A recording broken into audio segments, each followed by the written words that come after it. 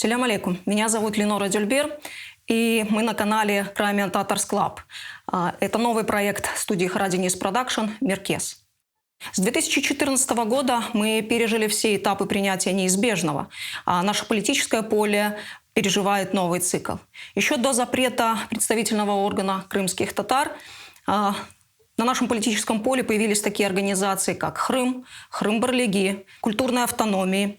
Координационные советы сменялись наблюдательными советами, но так и остались в рамках советов, не смогли навязать свою адженду ни крымским татарам, ни власти.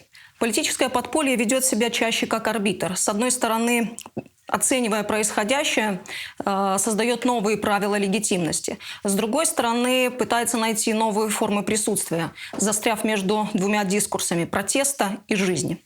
Наша политическая зачунгария, наряду с международной активностью, столкнулась с поколенческими разногласиями.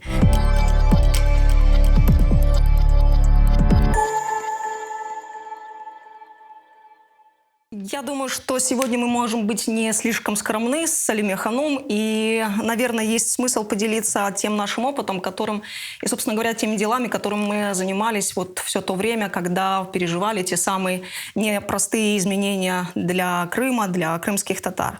С 2017 года мы с коллегами проводили социологические исследования на тему ценностных ориентиров крымских татар, и в 2019 году на его очередной этап мы обозначили ряд актуальных для крымских татар проблем. Это безопасность, сохранение идентичности и разобщенность. Альмир Ханум, поделитесь, не скромничайте. На исследовании проводилось 2 этапа, и каждый из этих 2 этапов он неожиданно был для нас, конечно, имел целый ряд неожиданностей. На первом этапе, в 2017 году, мы условно для себя разделили наших респондентов на 2 группы – на лояльных и нелояльных. Лояльные мы имели в виду тех людей, которые включены в современный российский политико-правовой дискурс. Вот, то есть тех людей, которые участвуют в нем, которые... Мы не говорим о мотивации, мы говорим о том, что они по факту, де-факто участвуют в нем. Это касается прежде всего бюджетной сферы. Прежде всего бюджетной сферы – это система образования в частности. И нелояльные те люди, которые к 2017 году не принимали участие в политическом правовом дискурсе, не включались в политические отношения, либо внутренне не принимали происходящих событий. Исследование показало, что в 2019 году это деление, вот такое тоже весьма условное. Это было, еще раз говорю, это вот без внутренней мотивации, без какого-то внутреннего содержания. Это вот такие условно какие-то вот такие маячки, наверное, как бы правовое, ну, скажем так, игровое поле нашего пространства. Так вот, в 2019 году этого игрового поля не стало. То есть деление на лояльный и нелояльный оказалось неактуальным. Счастье, что мы находимся в одном каком-то ценностном пространстве, это уже хорошая тенденция, радует. Да, и вот нету теперь вот такого, скажем так, наше исследование 2019 года не выявило вот таких вот маячков, таких вот маркеров отношения к власти, явного, скажем так, не включения в нее. А скажите, можно я задам вопрос? От чего произошло вот это как бы стирание, да? Стирание. Люди привыкли, потому что прошло много времени. Или внешние факторы, власть стала больше прислушиваться к потребностям и нуждам нашего социума. То есть это как бы болезнь превратилась в хроническую форму и перестала сильно болеть, или все-таки болезнь вылечили? Я бы, Лилия Ханум, не говорила в формате вот такой вот болезни, скажем так. Люди просто привыкли. Человек привыкает привыкать. Вот, извините за такую тавтологию. Утонет, 2 утонет. Да, а потом, глядишь, и поплыл. Вот. И вот в этом контексте действительно мы, наверное, в какой-то мере оно перестало ярко переживаться. Оно перестало, скажем так, восприниматься в штыки. Потому что мы поняли, мы в Крыму, мы живем здесь, и мы принимаем ту действительность, которая она есть. Принимаем, условно, я не говорю о глубинных мотивациях. Я говорю о том, де-факто, что случается. Люди ходят в школы, люди ходят в школы. Люди обращаются в систему медицинскую, они обращаются в медицинскую систему. Они пользуются общественным транспортом, они пользуются общественным транспортом.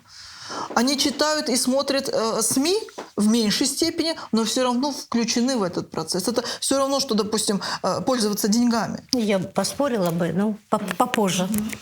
Рустембей, как вам такие выводы? Ложатся на ваши ощущения реальности?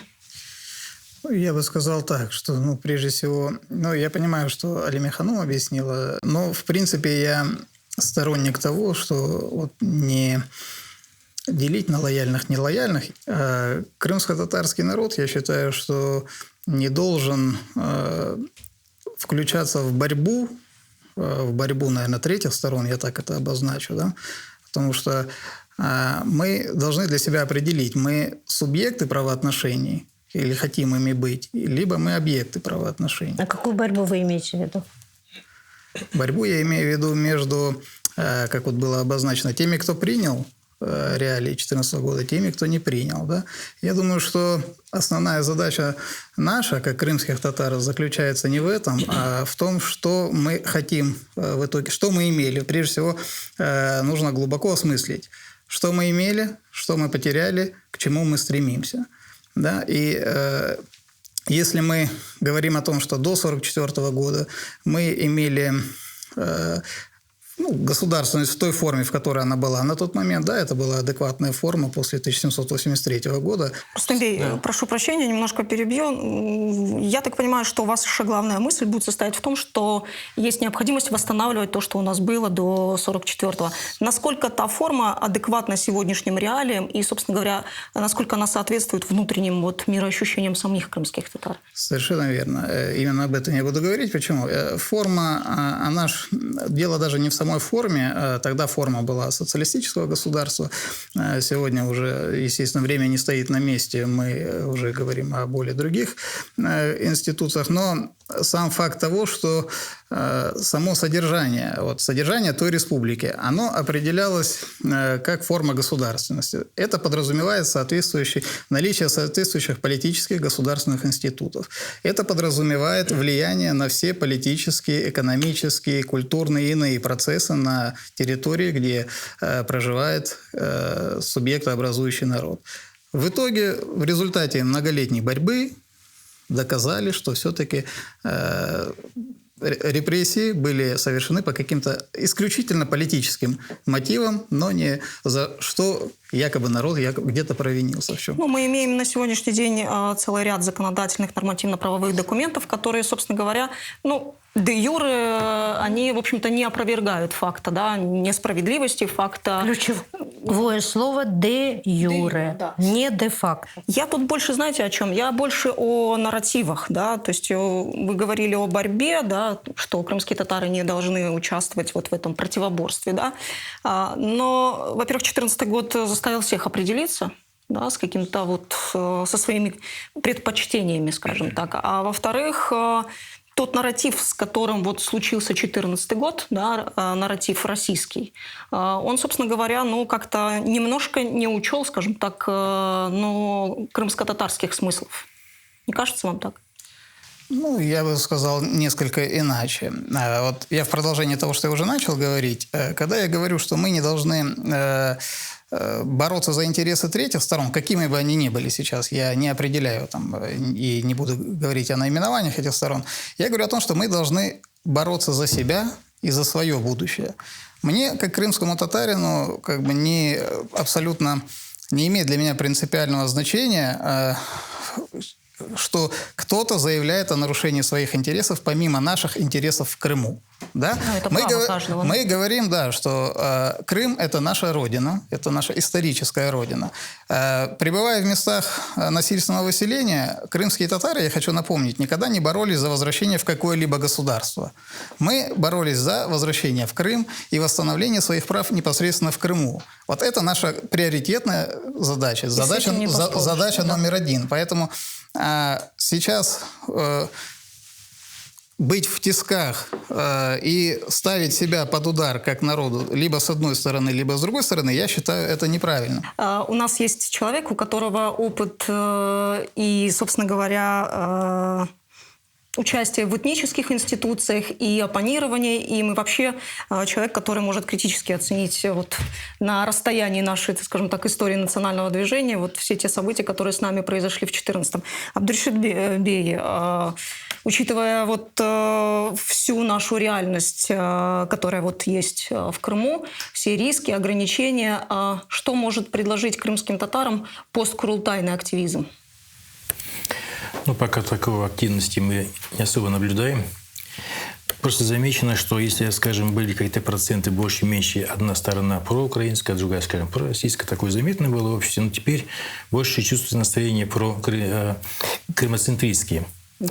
Когда мы думаем, что вот и те нам не нужны, и с этим тоже нежелательно, вот нужно искать свой какой-то путь. Но я думаю, нам нужно понимать, что есть все-таки полярности. Весь мир, он немногополярен, по крайней мере, как минимум двуполярен, и выбор все-таки придется делать. Придется делать выбор, наверное, в сторону перспективы. Надо понимать, где наша перспектива, с кем перспектива, с какими союзниками. Другое дело, скажем, инструментарий. Тоже поколение. Видимо, нужно развивать гражданскую активность, чтобы было понимание всей емкости вопроса.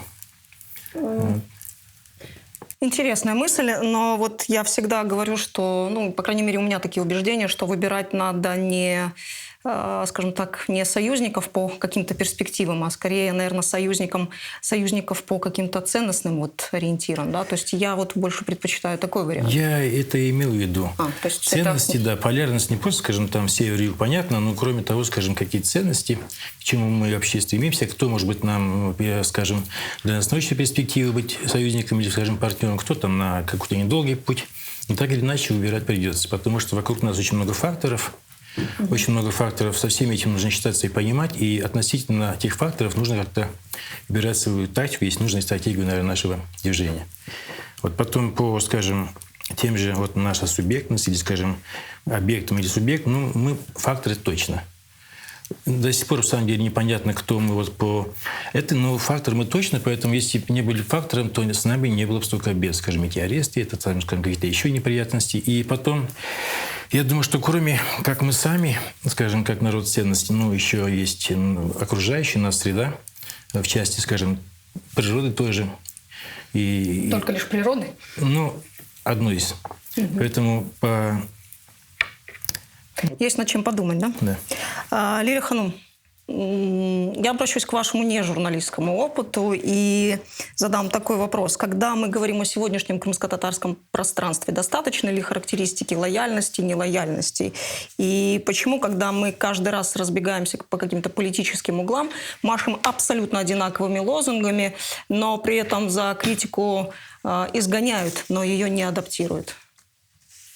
У нас даже, я смотрела недавно видео, где-то в Белогорском районе есть православная, ну, это секта, да, это не именно секта. И они тоже свои молебны проводят под крымско-татарским флагом. Мы все размахиваем крымско-татарским флагом, и все говорим прежде всего о своих интересах. А я тут хотела бы сначала поспорить с Ильей Ханум по поводу того, что у нас вот нивелировались эти понятия лояльных, нелояльных. По моему собственному ощущению, они все-таки до сих пор не нивелировались.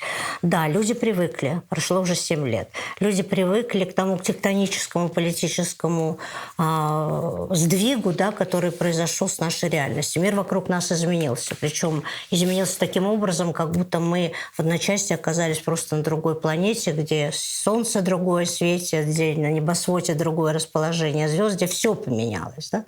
Поменялось все от системы власти до системы отношений власти-человек. Мы стали более осторожными. С 2014 года у нас не стало больше ощущения безопасности. Мы все так же боимся за своих детей и внуков. У нас не стало больше свободы за эти 7 лет. А у нас не стало больше желание участвовать активно. Ну, я сейчас говорю об определенных, да, я сейчас говорю об условно нелояльных.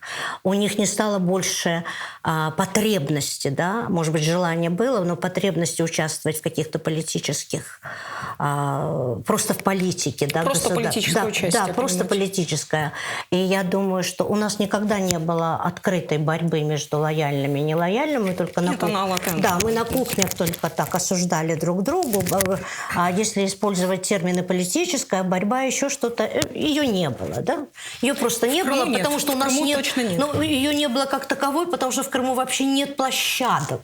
Ни для какой политической. Ну, тут, Лилия Ханум, извините, если я вас перебил, но площадки есть, все-таки социальные сети – это те же открытые площадки. И там мы эту борьбу наблюдаем уже длительное время, иногда она перерастает в какие-то уже такие агрессивные формы. Это все-таки не политическая борьба. Но, тем не менее, дискурс политический, и стороны иногда переходят чуть ли не к открытой агрессии. Это внутриобщественная полемика, где, ну, извините, если искать политику в социальных сетях, то можно попасть в канализацию. На мой взгляд, в Крыму вообще отсутствует площадка, реальность для ведения какой-то политической борьбы. И я говорю сейчас не только о крымских татарах, я говорю в общем. В едином порыве. У нас, да, все в едином порыве, да. Вот. И поэтому тут мы не очень, наш социум не очень сильно отличается от другого социума, но на эмоциональном уровне, мне кажется, мы все еще страдаем.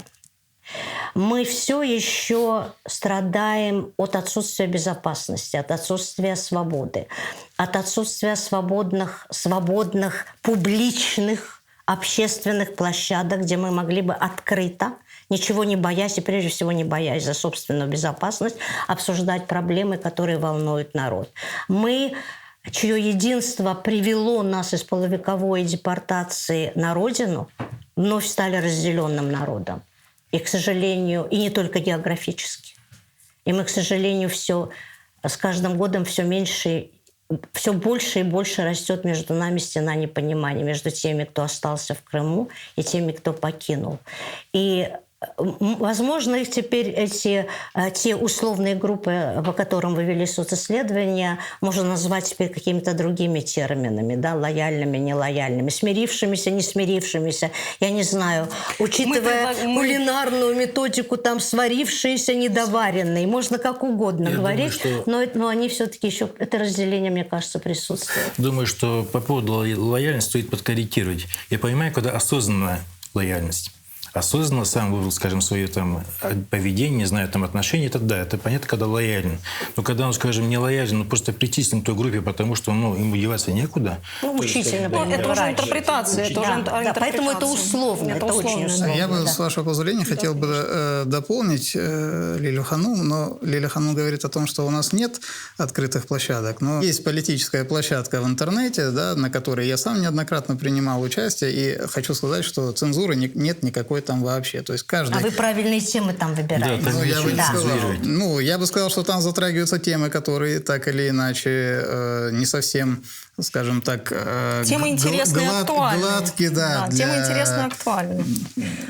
Поэтому... Нет, я тут с вами абсолютно согласна, да. Но вот учитывая, что у нас сегодня кухня, я бы перца туда бы добавила, подсыпала бы немножко. И у меня еще такой вопрос, вы знаете, на мой взгляд, актуальный. У меня вообще давно сложилось такое впечатление, что наше национальное движение и вся наша, вот, собственно говоря, политическая кухня, да, такая, она у нас застряла вот как-то в формате активизма, да. И у меня есть ощущение, что даже несмотря на то, что после 91 года у нас поменялся такой, или национальное движение приобрело такой институциональный статус, но вот из формы активистов или из статуса состояния активистов мы так и не вышли. Как вам кажется, это причина в том, что мы просто до конца не умеем нести ответственность, или же в чем-то другом? Мне кажется, мир меняется, а мы или не успеваем за миром как бы угнаться и быть вот в постоянной форме, или мы слишком традиционно сохраняем старые формы, хотя нам это уже никак не помогает. То есть молодежь права в своих требованиях? Думаю, что да. Думаю, что да.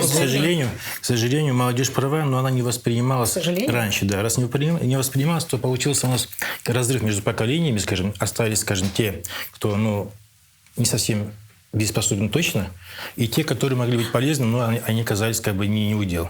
Поэтому очень большой разрыв, мы потеряли целое поколение людей, которые могли быть, служить нормально движению. Такой себе камин-аут, я бы сказала. Да? Рустем Бей, вы всегда были, я так понимаю, извне могли наблюдать эту ситуацию. Как вам оно смотрелось, виделось, казалось? Я бы прежде всего возразил тому, что в 1991 году национальное движение институционализировалось, потому что все-таки, скажем, давайте вещи будем называть своими именами, разделилось.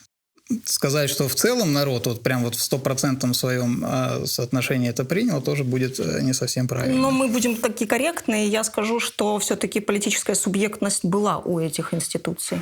Давайте, это вопрос дискуссионный. И тем не менее. Да, давайте тогда каждый останется при своем мнении, но сейчас это не основное. Я хотел бы больше обратиться к тому, что Абдуришит Ага сказал, что сейчас молодежь поступает правильно, не проявляя какую-либо политическую активность, я с этим не согласен. Я не совсем так сказал. Просто сидеть и ждать у моря погоды, я думаю, это не совсем верно. Если мы хотим чего-то достигнуть, добиться каких-то политических целей, добиться восстановления своих прав, то сидя в ожидании, что кто-то придет откуда-то и решит эти проблемы за нас, это в корне неправильно. Можно досидеться до того, что потом просто, в принципе, это никому не будет нужно, потому что и субъекта как такового не останется.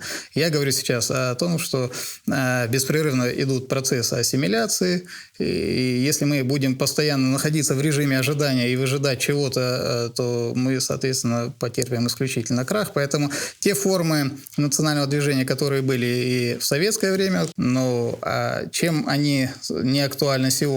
У нас других инструментов нет. Да? У нас нет своих политиков, у нас нет какой-то крупной политической силы, которая может отстаивать свои интересы на базе законодательных институций. Соответственно, единственная форма, которая на сегодня возможна, это форма активных, это форма инициативных групп, активистов, все то, что мы уже проходили. И я считаю, что в этом плане мы не должны изобретать какой-то велосипед. Если бы мы в период СССР, находясь в местах насильственного выселения, сидели бы и ждали, пока где-то что-то разрешится, мы бы в Крым никогда не вернулись. Возможно, только единицы какие-то по каким-то личным позывам. Все остальное – это те наживки, которые нам на высылке подбрасывали. Это национально-культурные автономии где-то в степях Мубарека и Джизака и иных местах. То, извините, так бы мы там и остались. Там, где нам хотели подменить эту форму, сказать, вот, пожалуйста, вот вам ваша культурно-национальная автономия, вот вам степь, выстраивайте свою новую жизнь там. Поэтому... Хотели заменить родину землей. Совершенно верно. И не самый, скажем так, благоприятный. Осваивать целину только в рамках Средней Азии. Поэтому, естественно, что и победили-то за счет чего? Активность, она была всенародная. В каждом населенном пункте, да, у нас были активисты, и те массовые, скажем так, это было ненасильственное давление на власть, это использовали исключительно законные рычаги и механизмы. И сегодня я считаю, что учитывая в рамках как раз вот этой вот активности, и в том числе, чем больше молодых людей к этому подключатся, тем лучше, и люди с опытом определенным политическим и участием в движении в том числе, то я считаю, что вот это как раз и есть один из выходов, да, того самого вот возврата к той самой точке, когда мы можем снова заявить о себе, конечно. То есть можно я уточню? Да. То есть мы должны включиться в политический процесс, условно политические процессы. Это называется, когда гражданские институты влияют на институции. Я вообще слово «гражданские институты» не применяю на территории. Политологии... Да, они есть, но, к сожалению, самих институтов нет. Да, есть термин. То есть вы советуете молодым людям идти во власть, принимать участие в выборах, создавать какие-то свои политические движения. Я правильно вас поняла? Отчасти так, но я более глубоко. Прежде всего, я имею в виду о том, что в рамках законодательства, например, об обращении граждан, каждый гражданин, в том числе и молодой человек, может, используя наличие законодательных актов, обращаться к органам власти с требованием восстановить и выполнить свое же законодательство. Ну, тут я с вами полностью согласна. Это первое. То есть для этого не обязательно вступать в какие-то политические партии. То есть каждый гражданин сел, написал, пожалуйста, используем политическую инфраструктуру, в течение 30 систему. дней, да, получите ответ. Да? И чем больше будет таких обращений, потому что самое главное поставить правильно вопрос. Но в том числе, как вы говорите про политические партии, совершенно я тоже поддерживаю, что нужно идти как минимум вот в представительные органы, в избираемые органы. Вот, например, местные советы возьмем. Есть у нас немало населенных пунктов, где крымских татар количественное большинство. Но на сегодняшний день, ввиду своей политической позиции, они не принимают участие в выборах. Однако, они же не перестали жить. У них комплекс социальных проблем остался. Да, у них в этих населенных пунктах бизнес. У кого-то магазин, у кого-то кафе.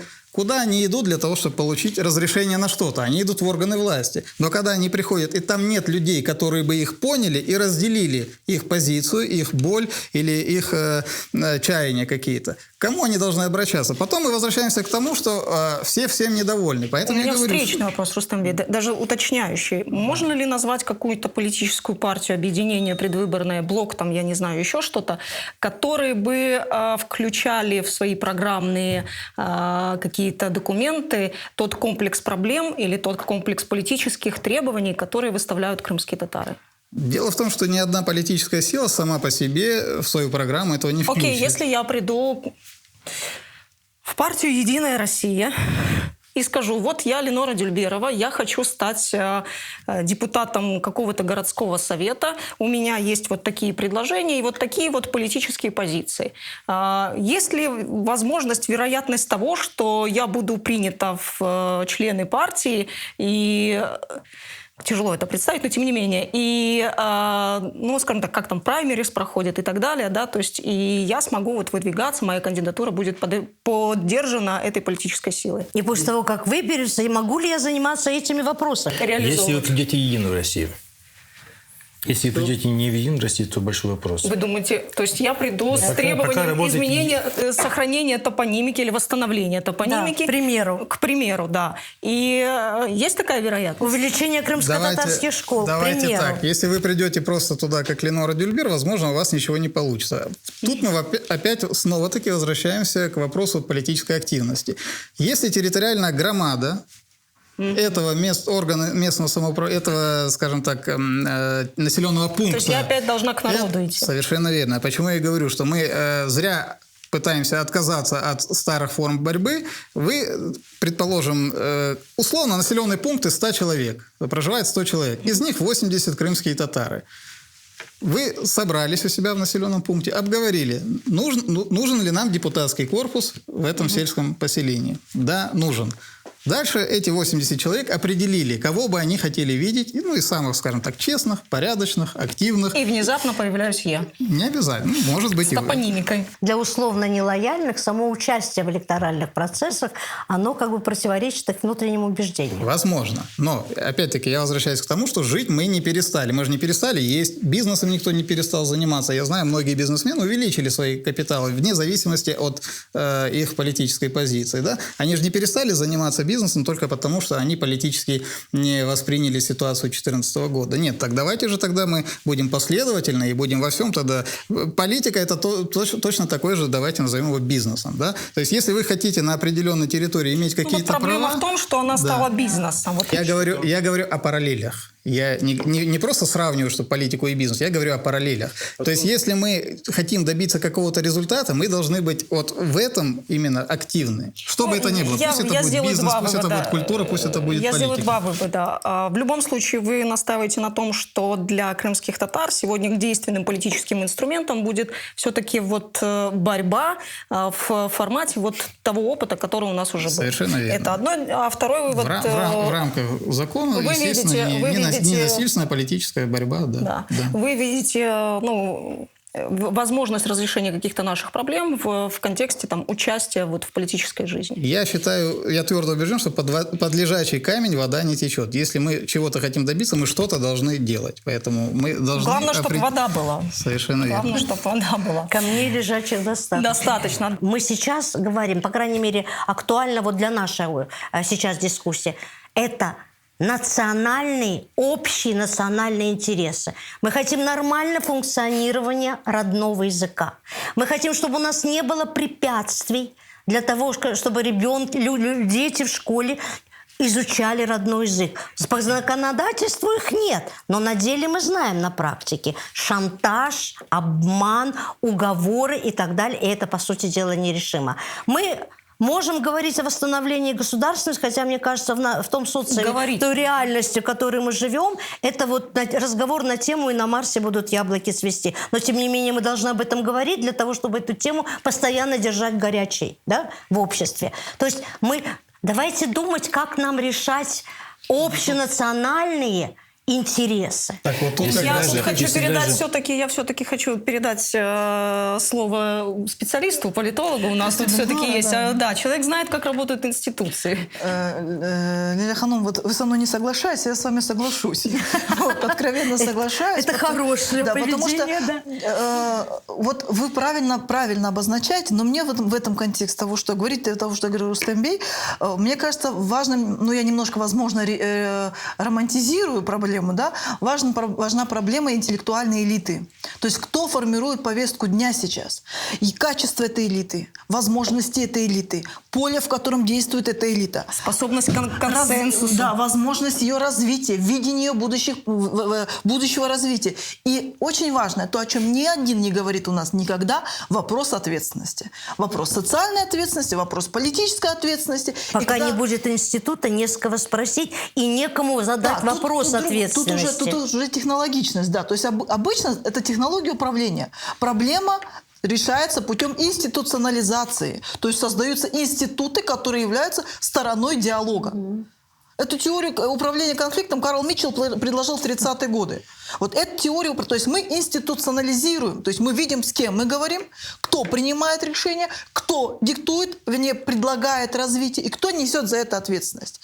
А когда мы сейчас в общей дискуссии мы с вами все смешали и пытаемся отсюда тянуть нитки. Так не получается, клубок так не разматывается. Надо, так сказать, коробочками, боксами распределять проблему и видеть, какие нитки к какой проблеме ведут. Есть у нас стратегическое развитие, то есть то, что мы хотим. Вот это наша цель. И эта цель, конечно же, это восстановление наших прав в рамках какого-либо правового поля. Кто-то скажет демократического правового поля, кто-то скажет, нет, демократия чужда, мы традиционалисты. Да? Кто-то скажет в рамках этой географии, кто-то скажет в рамках другой географии. То есть вопрос системы координат. Вот это понятие системы координат очень важно, потому что позволяет разработать то поле, увидеть то поле, в рамках чего мы действуем. Это с одной стороны. С другой стороны, когда мы говорим об ответственности, я говорю о интеллектуальной элите. И да, извините, я сама сейчас себя перебью. Есть стратегии, стратегические, есть тактические цели. Каждый для себя решает. Либо он идет путем кооптации во власть, в действующую элиту. Кто-то идет путем, пробует в рамках правового поля выражать свои интересы, их реализовывать. Например, ответственные родители, которые просят преподавания на родном языке. Это маленькая, но лепта, маленький, но шаг. Кто-то, допустим, преподавание вообще государственных языков. Как таковое, как на уровне системы образования. Поэтому здесь, опять-таки, кто формирует эту повестку дня? Кто будет транслировать, кто формирует эти маркеры, кто формирует это игровое поле и конструирует эти идеи? И кто должен сейчас этим заниматься? А вот мы сейчас об этом давайте поговорим об этом. Могу ли я одну буквально ремарку? Да, очень коротко. Это в ответ Лилии Ханум о том, что мы все сузили до местного самоуправления, но в том числе мы говорим и о Государственном совете, когда вот вы правильно затронули вопрос языка. Но у нас сегодня по Конституции язык государственный, однако нет закона. И вот чтобы его принять, нам нужны депутаты, которые разработают закон с правильной постановкой вопроса, с правильной правильной повесткой, и как он будет работать, функционировать в Крыму. Но для этого нам нужны депутаты, потому что за нас его никто нам не нужны примет. не только депутаты, нам нужен прежде всего электорат, который требует от этих депутатов. Создается впечатление, Потому что мы и депутатов проходим не первый было. раз по этому пути, или мы первые проходим по этому пути. Мы же помним, скажем, чуть больше 100 лет назад, когда кто-то хотел быть и лояльным, понять новую, скажем, систему, новый режим, новое государство. Ну, что, чем закончилось? Когда мы говорим, что вот у нас там до 44 было не так плохо все, но мы глумимся над памятью тех, кто погиб эти все годы, два десятилетия с лишним. Там тоже истреблялась элита, как раз та элита, которая могла формировать нашу стратегию и все остальное. И остались там работники виноградников, садов, там, не знаю, там полей. Поэтому сейчас примерно происходит то же самое.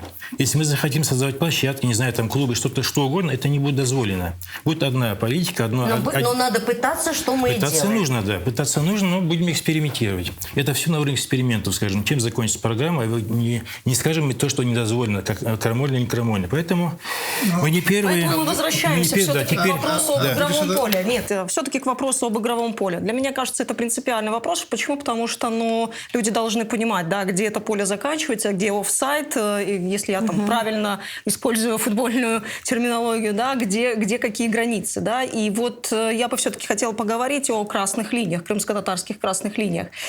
Где те границы, за которыми заканчиваются наши национальные интересы, где те границы, за которыми ты еще не садхын, но уже не бойсунмаган, да? Или же наоборот, ты еще бойсунмаган, но и уже не садхын. По поводу садхан я вообще не воспринимаю это слово, потому что как понятие, потому что каждый имеет право на свою креду, на свое построить на свое мировоззрение и выбирать свою позицию в жизни, как он хочет.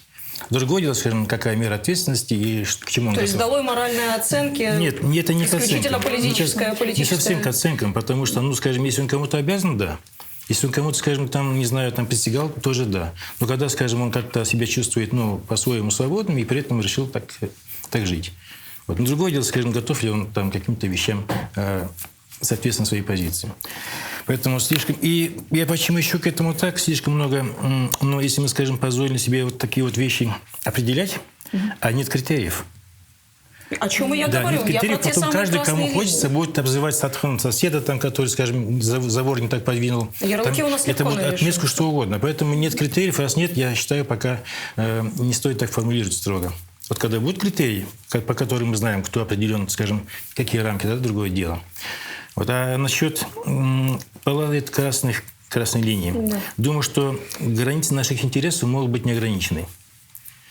Не ограничены, потому что мы нормально развивающийся народ, и мы можем, скажем, от родоплеменного развиваться до бесконечности. Другое дело, скажем, то, что на сегодня нам необходимо для нашего нормального созидания, это да, чтобы мы не лишены были хотя бы того, что у нас было, и дальше развития. Мы здесь больше говорим, когда говорим о красных вот линиях. в данных условиях, мы больше говорим в данных условиях мы очерчены красными, только не, скажем, тем же государством России. Вот замечательный вопрос, и я хотела бы поговорить с человеком, который знает на него ответ. Потому что вот до сих пор мы как раз и находимся, и думаю, все наши эмоциональные и гражданские страдания связаны с тем, что мы до сих пор не знаем правила игры. Мы до сих пор не знаем, где границы дозволенного и в какой точке невозврата это дозволено становится недозволенным. Это напрямую связано с нашим ощущением небезопасности. Да? Безусловно. Причем и физической, и эмоциональной. Про гражданскую небезопасность я вообще не говорю. Я не знаю, где проходит эта красная линия. Вот я лично, у меня нет ответа на этот вопрос. Потому что у меня есть личный опыт. Вы здесь говорите о внешних, а я говорю о наших внутренних крымско-татарских. Меня сейчас больше интересует... Дело в том, что вот эти внешние красные линии, они вот таким... Пересекаются. Они просто пересекаются, они просто накладываются на наши внутренние. Потому что если раньше, когда мы могли называть себя гражданской нацией, а я думаю, мы имели право уже называть себя гражданской и политической нацией, да, такая политическая идентичность у нас была, гражданская, то теперь мы стали этнической и более такой религиозной, конфессиональной нацией. Мы теперь вот здесь самоидентифицируемся. То есть наши интересы сместились в этнику и в конфессию. От поиска безопасности. Мы Там в нам поисках комфортно. безопасности и в поисках комфорта, конечно, мы сместились. Вот пока это не пройдет ощущение, мне кажется, нам трудно говорить вообще о каких-то красных линиях внутри нас. Они наложились. Вот это и красная линия прежде всего – безопасность. Безопасность. Если раньше нам нужно было только не нарушать уголовное право, да, для того, чтобы чувствовать себя комфортно. Нарушил уголовное право, да, неси ответственность. Но все остальное, которое не подпадало, то есть в политическом смысле слова мы были гражданским обществом, и у нас действовала какая-никакая, да, может быть, не полная, не классическая, не такая, какой бы хотелось, но была какая-то свобода слова, была свобода собраний, да. В конце концов, самый больной пример, который болит до сих пор, собираться 18 мая вместе для того, чтобы нам легче друг друга локоть, чувствуя, легче ощущать эту боль, которая уже поколенческая, это даже боль, вернее, многопоколенческая. Мы даже на это не имеем права. И поэтому красные линии, они у нас внутри у каждого. Хотя я думаю, что мы обязаны просто уже пересекать эту внутри красную линию и пользоваться действующим законодательством. Мы не выбирали, но оно у нас есть для того, чтобы пересекать красную линию. Вот пример. Школа. Опять я его повторю. В законе русским языком, да, одним из государственных языков Крыма написано, что каждый ребенок имеет право обучение проходить на родном языке. А администрация школы обязана обеспечить реализацию этого права. Не происходит этого. На практике наши родители говорят, да, сложили лапки и пошли домой назад. Не совсем соглашусь, Лилия. Не виноваты не только родители. Скажем, я расскажу последнее, что было со мной. Работники полиции и прокуратуры подъехали ко мне и хотят поговорить. Я говорю на своем, они на русском и говорят, а почему не на русском? То есть сама атмосфера вокруг, она протравлена, и среда такая, что есть проблемы потом с комплексами. Я он настаивает, и, скажем, 3 раза настоял, что я говорил на языке русском. Это вопрос личного общения, Абдуришит, вас с представителем власти. Я сейчас говорю об общем. Я сейчас не об этом. Можно я договорю все-таки свою мысль? Там, где мы имеем право, имеем законом записанную возможность не просто защищать, а требовать выполнения наших прав, которые основываются на наших национальных интересах, я думаю, каждый из нас обязан это делать. В конце концов, тебя не посадят в тюрьму за то, что ты требуешь от школы, от администрации школы, чтобы твой ребенок изучал родной язык, а если администрация не выполняет это законное требование, обратиться в прокуратуру и не дать покоя этим чиновникам в этой стране бумаг. Просто в ресурсности экономической, ресурсности социальной, ресурсности интеллектуальной, ресурсности образовательной. Что элементарная система образования. Вы посмотрите, я сейчас не буду говорить о банальных вещах, о грамотности. Да? Я хочу сказать о мышлении. Мы не умеем мыслить, мы не умеем быть терпимыми. Почему мы говорим о красной границе внутренних? Например, категорически не принимаю, вот честно, ни внутренне, ни интеллектуально, никак. Садхан и Бойсун Маган. На какой системе мы это делим? Да? Где критерии? Где? Зачем мы это делаем? Ты дурак, сам дурак, иди отсюда, все, разошлись. Весь дискурс. Почему мы не можем сесть и говорить об этом? Еще раз, здесь вопрос накопления ресурсов. И ресурс, еще раз, не только экономический, хотя и он в том числе.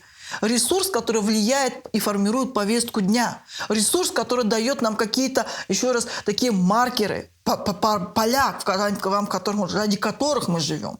Воспитание детей, да, это ресурс. Мы должны воспитывать своих детей в рамках крымско-татарскости.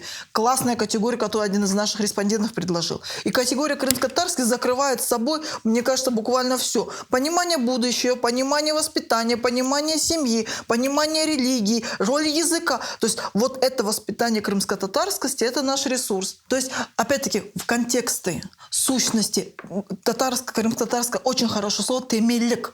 Вот темелек – это тот фундамент, те, не знаю, закладки, которые определяют тебя, твоих детей, твое будущее и твой народ в целом. Поэтому вот это, мне кажется, очень важно. Мы можем много кидать как горячую картошку, вот проблемы, да. На самом деле, сейчас это немножко я, наверное, романтизирую. Наверное, это без... По-моему, нет. По-моему, без это протокола. Это как раз практика. Без протокола лечения. То есть, наверное, мы ждем больше вот этот протокол лечения. 3 раза в день по полстакана кровушки попить, да. Тут другое дело. Я не говорю о протоколе лечения. Я говорю о том, что это диагностика. Вот мы диагностируем. И мне кажется, нам не хватает смыслообразующих понятий, нам не хватает, нам не нужно навешивание ярлыков, это примитивизация. Мы должны уходить от примитивизации. Я говорю о системе образования. Образования не формального образования, а образования интеллектуального, мирового образования. В рамках современных коммуникаций, современных требований, современных навыков. Говорят, современный человек в течение 7 лет должен диаметрально менять свою квалификацию. Мы так можем?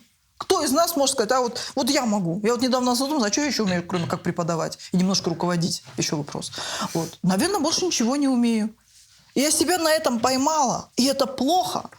И это плохо. Я не вижу, куда бы, если вдруг я решу завтра поменять работу, а куда я приткнусь? А что я буду делать? Вопрос про будущее, да, и я все-таки предлагаю тоже перейти к следующему блоку. Говоря о будущем, да, я все-таки хотела бы затронуть и этот вопрос. Вообще, как бы у нас тут столько вопросов было поднято, что, достойно отдельной темы.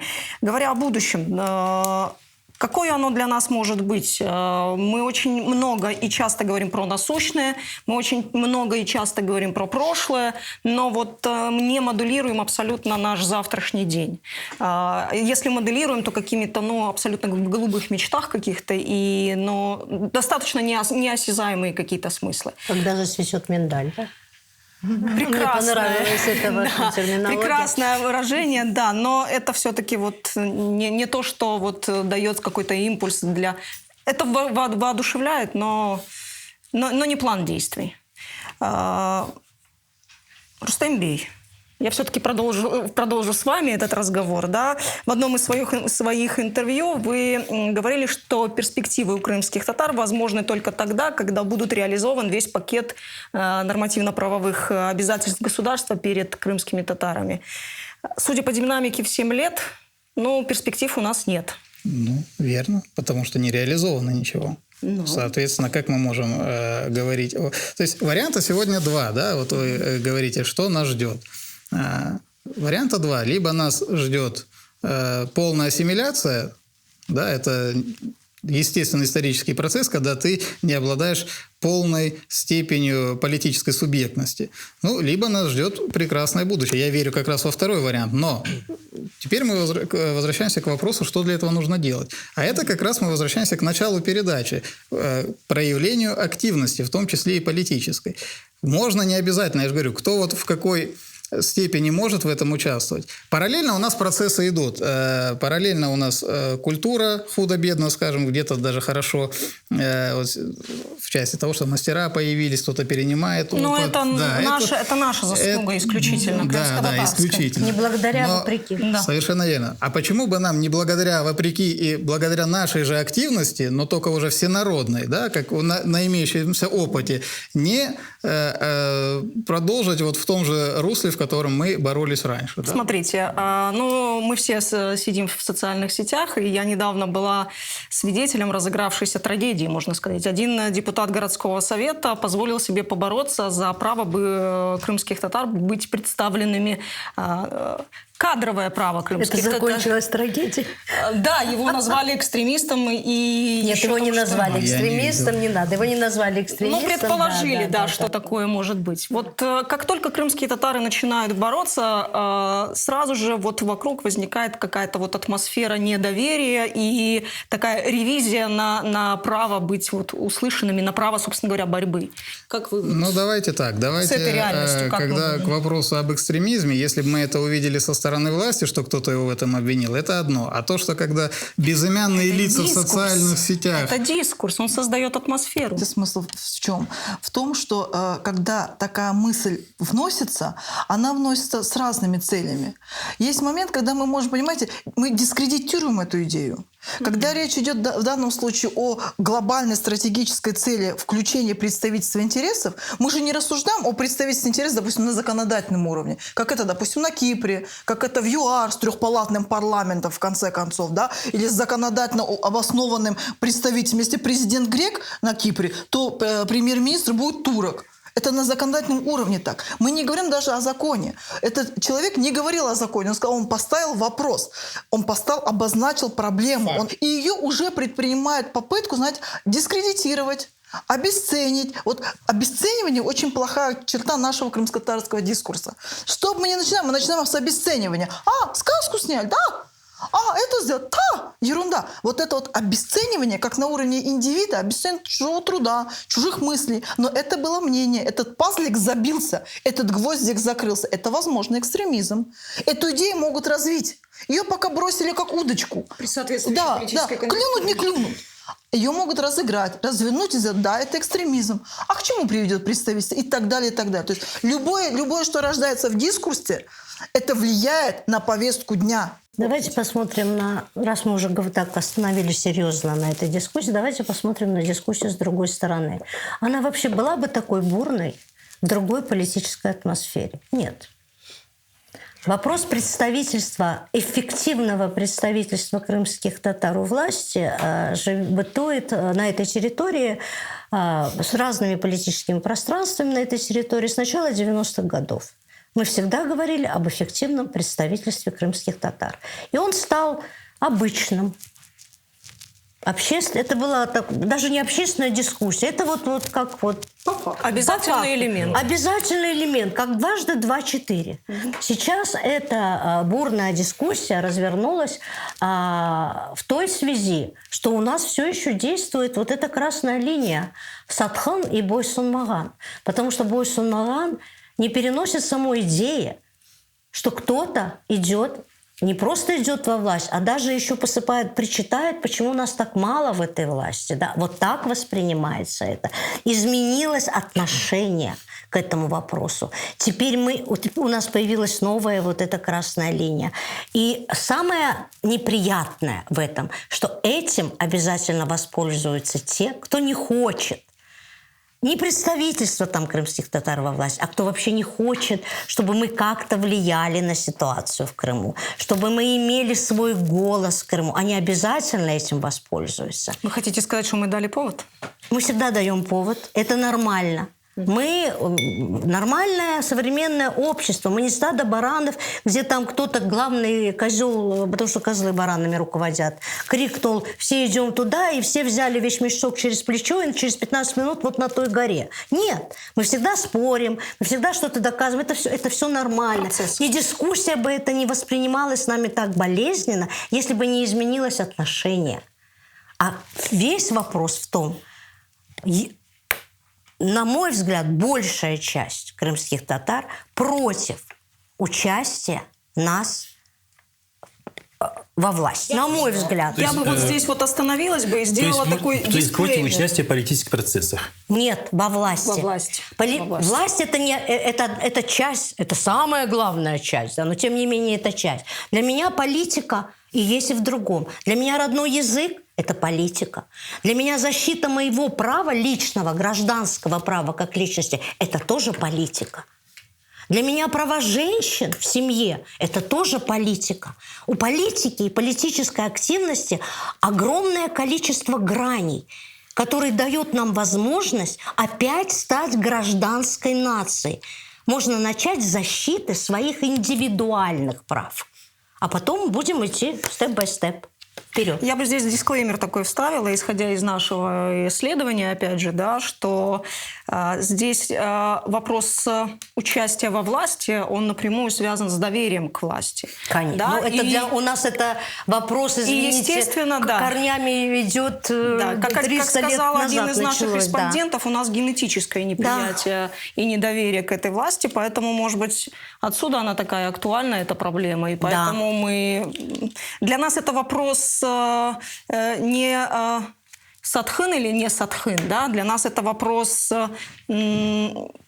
забыть то, что было, да, либо начать с нового листа, да, то есть либо открыть новый уровень, скажем так, взаимоотношений. Это на самом деле так, потому что начиная с времен, когда была первая эмиграция, это для крымских татар власть, которая там была 300 лет назад, это всегда была угроза безопасности. Да? У нас это действительно генетически заложено. Потом революция, что с нами сделала, потом 1937 год, потом 1944 год, потом полвека ссылки, потом кошмарные условия возвращения. Поэтому для крымских татар это не потому, что они там плохо относятся, не знаю, к российской власти. Для нас любая власть. Это у нас в коде генетическом это записано. Это угроза. И умная власть, она бы попыталась исправить эту ситуацию. Собственно говоря, наше исследование об этом же и говорит, да, что, во-первых, это нет в наших смысловых нарративах, да, и для нас это отступить от себя, либо не отступить, а во-вторых, это то самое недоверие к власти. То есть пока власть не наберет тот кредит доверия, благодаря которому крымские татары смогут повернуться, простите, не спиной, а лицом к власти, да. И будет не позорно идти туда? Да, да. И это не будет, скажем так, поход во власть не будет нести какие-то репутационные издержки. До тех пор крымские татары будут не доверять этой власти. Поэтому, мне кажется, вопрос, вот, ну, по крайней мере, сегодняшнего нашего общения, мне кажется, ответ очевиден. Да? Может быть, чтобы доверять власти, нам самим нужно стать властью, и тогда очень уже много причин. Вопрос будет... У нас очень много причин не доверять этой власти. Если мы даже хотим лицом, то власть, она потихоньку отворачивается от нас в любом случае. Поэтому причин много. Дорогие коллеги, участники сегодняшнего разговора, я для себя сегодня сделала пару выводов. Однозначно, что мы все-таки, я так полагаю, сошлись во мнении в том, что крымские татары до сих пор не доверяют власти. Есть разные позиции, как с этим, и предложения, как с этим бороться. Да? Кто-то говорит, что надо принимать участие, кто-то говорит, что это не лучший вариант. Но мне кажется, что вот сегодня мы, по крайней мере, обозначили и озвучили те вопросы, которые для нас актуальны. Да? Собственно говоря, когда мы определяем границы болевой точки, мне кажется, что это уже половина решения вопроса, когда мы знаем, что болит. Закончить нашу программу я бы хотела блиц-опросами. Я обращусь к каждому из наших спикеров. И, Рустембей, я начну с вас. То есть это буквально «да-нет», да? Да-нет, буквально короткий ответ, да. Рустембей, закон или политическая воля?